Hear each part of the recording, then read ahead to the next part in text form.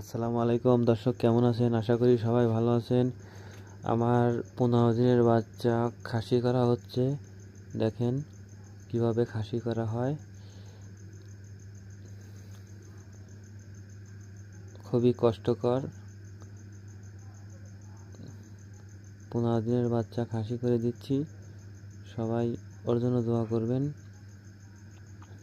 দুটাকেই খাসি করলাম।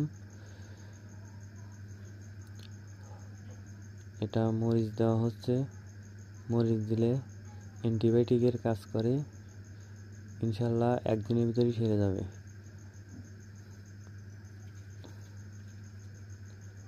তাই আপনারা সবাই এভাবেই করবেন, যদি নিজে পারেন খুবই ভালো হবে। দেখেন, এটা নিজেই করার চেষ্টা করবেন, এটা কোনো ব্যাপার না।